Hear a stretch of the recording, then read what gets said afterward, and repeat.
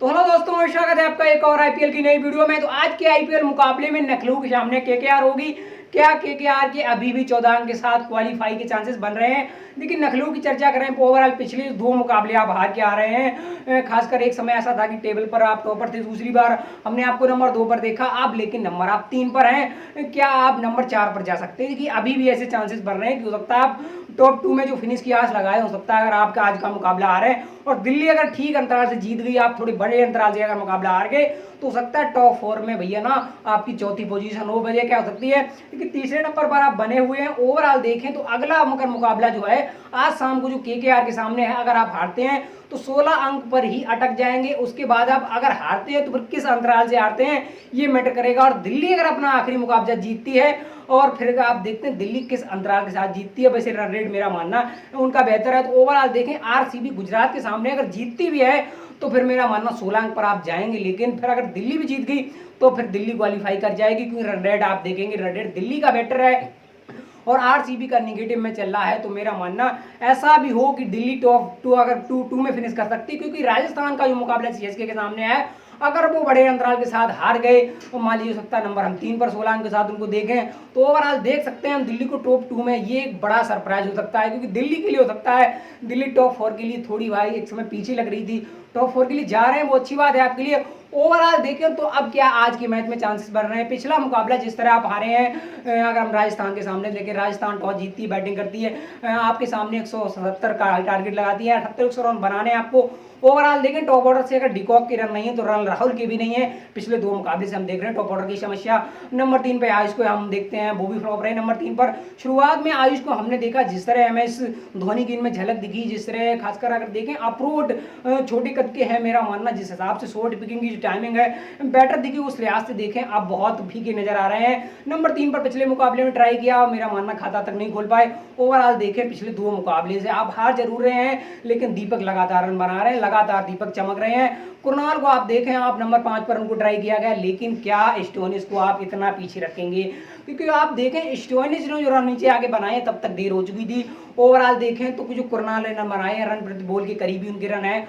Overall देखें तो जिस तरह कुरनाल ने पारी बिल्ड करी है दीपक के साथ, मेरा मानना अगर स्टोनिस इतनी गेंदें खेलते तो सकता है मुकाबला आप क्लोज जाते, हारते या जीतते वो अलग होता है, लेकिन आप 24 रन से मुकाबला हारते हैं। क्योंकि कुरनाल को आप देखते हैं ये मिडल ऑर्डर देखते हैं, जी फिनिशर उनको लाइए। मुंबई में आप देखते हैं जब पोलार्ड और जब हार्दिक के साथ के बाद उनकी हमने कई बार बैटिंग देखी और नीचे आके खासकर अच्छी बैटिंग कर लेते हैं, और स्टोनिस को आप तब लाते हैं। ओवरऑल देखें तो स्टोनिस का इस साल शुरुआत के 1-2 मैच में कुछ रन है, उसके बाद पिछले कुछ मुकाबले में अगर देखें तो फिर धीमी पारियां हैं। ओवरऑल देखें तो बहुत बड़ी पारियां नहीं, क्योंकि नीचे आप उनको भेजते हैं। पिछले मुकाबले में खासकर देखें 17 गेंदों में 70 रन बना के आए रहे, लेकिन तब तक देर हो चुकी थी। होल्डर की बात करें, होल्डर की चर्चा बहुत होती है, खासकर जो फिनिशर अगर देखें गेंदबाजी के लिहाज से इस साल बैट के साथ फ्लॉप रहे हैं। शुरुआत के 1-2 मुकाबले में जब अवेलेबल नहीं थे, उसके बाद हमने देखा जब बैट के साथ आए तो फ्लॉप रहे।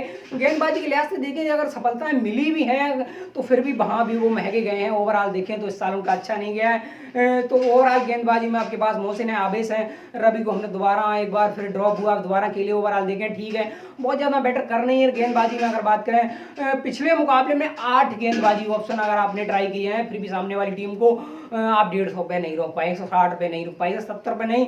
ओवरऑल देखें आखिरी समय कुछ उनके अगर विकेट गिरना अगर जाए, जिसमें रियान पराग की बात करें जिम्मी निशान की, तो सकता है 190 के समथिंग हम टारगेट देख सकते थे, तो वहां से नकलो थोड़ा और दिक्कत महसूस करती। ओवरऑल आज क्या रहेगी केकेआर के देखिए 14 अंक के साथ क्या अभी भी चांसेस बढ़ रहे हैं। सबसे बड़ी बात है केकेआर के लिए, देखिए केकेआर 14 अंक पर क्या जा सकती है। 3 टीमें ऐसी हैं, 2 टीमें ऐसी हैं जो 14 अंक पर टिकी हुई, जिसमें आरसीबी का नाम है दिल्ली का, पंजाब 12 अंक पर टिकी हुई है। लेकिन अब वो अगर आखिरी मुकाबला हैदराबाद के सामने अगर जीतते हैं या हैदराबाद वहां जीतती है तो वो फिर जो शाम का मुकाबला जीते हैं 12 अंक पर हैं दोनों टीम में। पंजाब और हैदराबाद की बात करें तो एक टीम 14 अंक पर चली जाएगी, दिल्ली 14 अंक पर है, आरसीबी भी 14 अंक पर है। और अब बात करें केकेआर अगर दिल्ली आज नकलू को हरा देती है तो उस लिहाज से पॉइंट्स टेबल पर वो 6 नंबर पर है, तो रन रेट थोड़ा उनका बेटर है, प्लस में है। तो अगर कितने बड़े अंतराल से आप जीतते हैं, क्योंकि आईपीएल में कुछ भी संभव है, और टॉप 4 के लिए जो अभी आपके चांसेस बन रहे हैं वो थोड़े डिफिकल्ट हैं, लेकिन आप फिर भी अपने आप को थोड़ी उम्मीद के साथ बनाए रखेंगे तो ओवरऑल मुकाबला आपको जीतना होगा और बड़े अंतराल से। उसके बाद आप उम्मीद करेंगे हर हाल में ना दिल्ली हार जाए एक बड़े अंतराल से, मुंबई इनको पटक दे। वैसे मुंबई जो शाम को मैच हुआ हैदराबाद के सामने, हमने देखा जिस तरह आप 3 रन से मुकाबला आ रहे हैं, ये जी हमने फिनिशर टिम डेविड को देखा बेहतरीन फिनिशर। अगर मान लीजिए रनआउट टिम डेविड हो सकता ना होते तो 19वां ओवर जो भुवी ने मिडिन फेंका है, मेरा मानना अगर वहां 10-12 रन आए होते तो फिर मुकाबला आखिरी ओवर जीतते और मुंबई एक बड़ी चेज को इस बार ना बड़े मुकाबले को जीतती। ओवरऑल देखें तो फिर इस साल उनकी फिनिश बढ़िया हुई नहीं है, जो ओपनिंग रन बने नहीं है।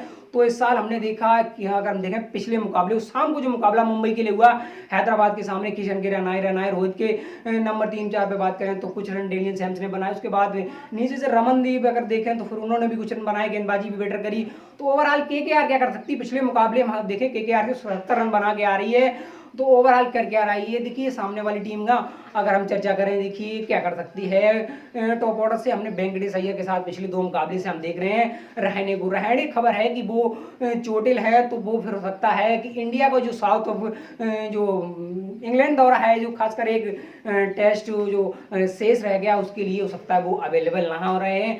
तो हो सकता है 3-4 हफ्ते का जो रिहेबिलिटेशन है उसको कंप्लीट करें, उसके बाद वो ना दोबारा रिकवर होके आए। तो थोड़ी समस्या है, उनकी जगह कौन खेलता है। वेंकटेश अय्यर पिछले मुकाबले में रन बना के नहीं आ रहे हैं, लेकिन नितेश राणा इस साल थोड़े बेटर दिखे हैं। श्रेयस अय्यर के भी रन नहीं आए, 1-2 बड़ी पारियां आई हैं, इंडियन थोड़ा बेटर दिखा नहीं है। रिंकू सिंह जब से खेल रहे हैं पिछले मुकाबले चलिए रन नहीं है, एक मुकाबले में और रन नहीं है, बाकी वैसे बेटर दिख रहे हैं और लगातार चमक रहे हैं। रसेल का पिछला मुकाबला बेटर रहा है, गेंदबाजी और बैट के साथ 3 सफलताएं मिली, आपने 48 रन बनाए ओवरऑल देखें 29 गेंदों में, तो बेटर दिखे हैं। नीचे से देखें फिर गेंदबाजी में थोड़ा, बल्लेबाजी में तो नरेन बेटर कर नहीं रहे हैं, तो फिर गेंदबाजी के लिहाज से पिछले मैच में थोड़े महंगे गए हैं।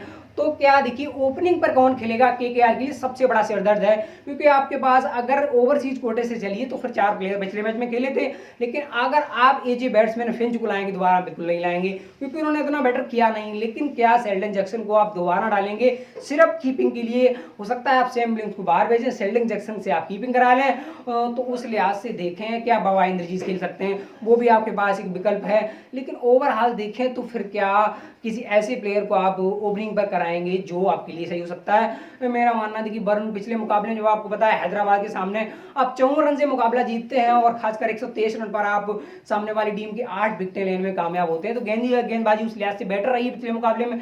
वरुण की पिछले 2 मुकाबले से वापसी होती देखी, शायद खेल रहे हैं, पैट कमिंस और भैया ना राहड़े अवेलेबल नहीं है।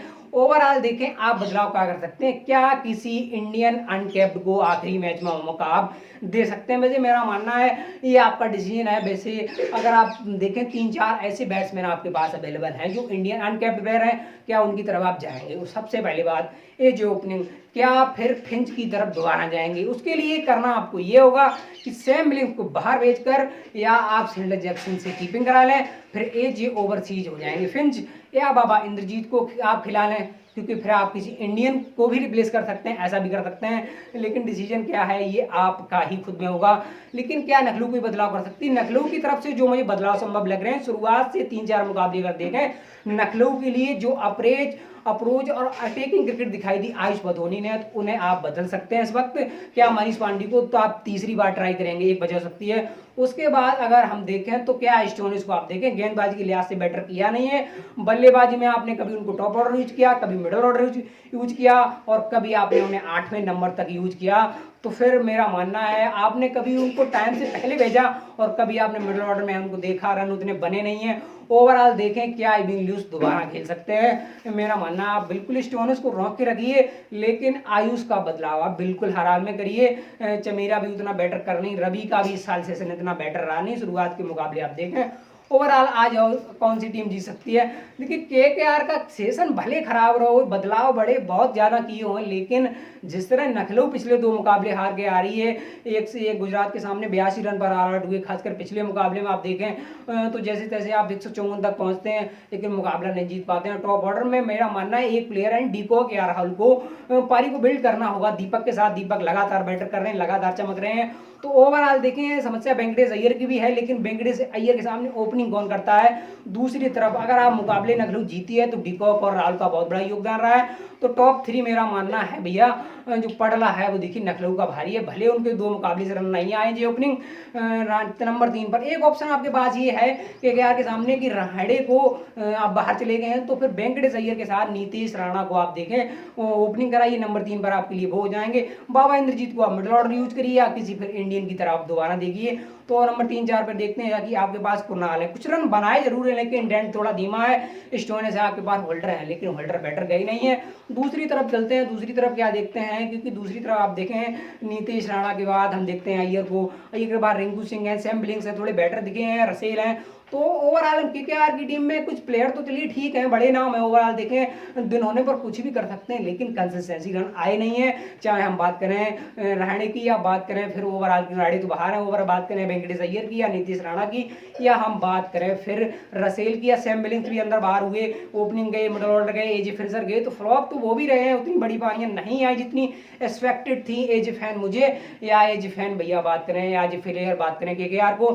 तो फिर मेरा मानना थोड़ी डगमगा सकती है दोनों टीमों की मिडल ऑर्डर भैया पारियां, उतनी स्टेबिलिटी दिख नहीं रही है। फिनिशर की तरफ आप चलें तो फिर फिटनेस उतनी बेटर हो नहीं रही है। नखलू की शुरुआत से आप देखें कुछ मुकाबले आप गेंदबाजी की बदौलत जरूर जीते हैं। ओवरऑल बात करें केकेआर की फिनिश चलिए रसेल चल गई तो अकेले कर देंगे। और बात करें नरेन भी अगर थोड़ी बहुत 2-4 अटैक लगाते हैं 10-20 रन 2-4 गेंदों में ही बना सकते हैं ऐसा मुझे लगता है। ओवरऑल देखें तो फिनिश इनकी भी इस साल बेटर नहीं हुई। गेंदबाजी में बात करें तो थोड़ी बेटर दिख रही है नखलू की, क्योंकि मोहसिन आपके पास आवेश हैं, अगर खासकर बात करें तो रवि हैं आपके पास, चमीरा हैं, तो गेंदबाजी ऑप्शन आपके पास ज़्यादा है। आपके पास स्टोइनिस हैं, होल्डर हैं, लेकिन अगर बात करें होल्डर या बात करें स्टोइनिस की एज ऑलराउंडर उतने बेटर दिखी नहीं जितनी एक्सपेक्टेशन थी नखलऊ को। तो उधर चलते हैं, देखिए वेंकटेश अय्यर की बात करें, उसके बाद हम करते हैं वरुण चक्रवर्ती की बात, उमेश थोड़े बेटर दिखे हैं, साउदी आपके पास नरेन हैं। तो गेंदबाजी में दोनों टीमों की अगर बात करें तो थोड़ा टॉप ऑर्डर में मुझे लग रहा है कि अगर राहुल ने पारी बिल्ड कर ली और डिकॉक के साथ दीपक अगर थोड़ी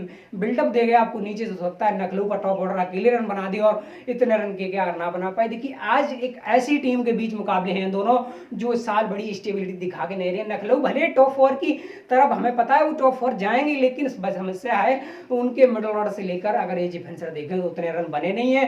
टॉप ऑर्डर ने उनका साथ दिया उनकी गेंदबाजी में, तो ओवरऑल मुकाबले जीतते गए तो फिर आप टॉप 4 भी चले गए। इनका समस्या रहा है इन्होंने इतने सारे बदलाव किए कि आधी टीम ही बदल दी एक साथ। तो ओवरऑल देखें मुझे लगता नहीं है ये, मुझे लगता है आज के मुकाबले में केकेआर फेवरेट है। केकेआर की भी समस्या है, मेरा मानना है थोड़ा टॉप ऑर्डर जरूर डगमगाया, लेकिन केकेआर मुझे लगता है आज का मुकाबला जीत जाए और नखलऊ तीसरा मुकाबला मारते हुए देखें। मेरा मानना केकेआर आज का मुकाबला जीत सकती है।